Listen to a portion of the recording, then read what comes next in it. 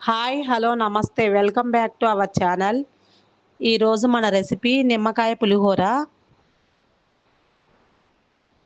ముందుగా స్టవ్ వెలిగించేసుకొని ఒక ప్యాన్ బెట్టుకోవాలి. ఇందులోనే 2 స్పూన్ల ఆయిల్ వేసుకోవాలి.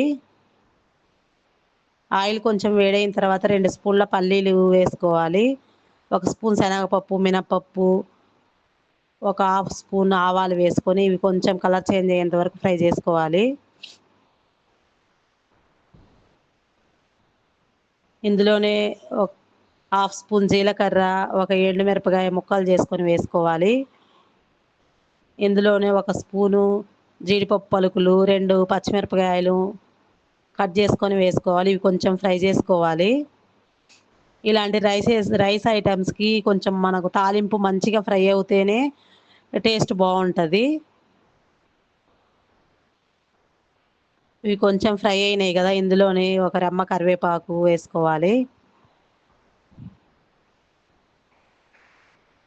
ఇందులోనే ఒక పావు టీ స్పూన్ పసుపు వేసుకొని అంతా ఒకసారి కలుపుకోవాలి.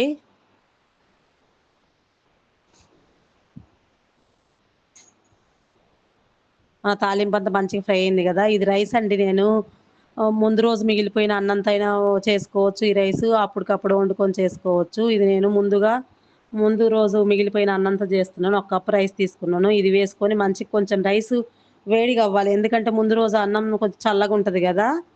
కొంచెం కలిపేసేసి కొంచెం వేడయిన తర్వాత మనకు రుచికి సరిపడా సాల్ట్ వేసుకొని అంతా ఒకసారి కలుపుకోవాలి. ఇప్పుడు స్టవ్ ఆఫ్ చేసుకొని ఇందులో సరిపడా ఒక నిమ్మకాయ జ్యూస్ తీసుకున్నాను. అది వేసుకొని కలుపుకోవాలి. ముందుగా స్టవ్ వెలిగించే వేస్తే చేదొచ్చేస్తది గదా! అందుకని స్టవ్ ఆఫ్ జేసుకోవాలి.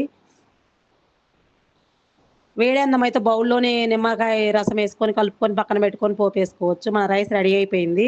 సర్వింగ్ బౌల్‌లోకి తీసుకోవాలి. ఈ రెసిపీని ఇంట్లో ట్రై చేయండి. ఎలా వచ్చిందో కామెంట్ చేయండి. నచ్చితే లైక్ చేయండి, షేర్ చేయండి. నెక్స్ట్ రెసిపీతో మళ్ళీ కలుద్దాం.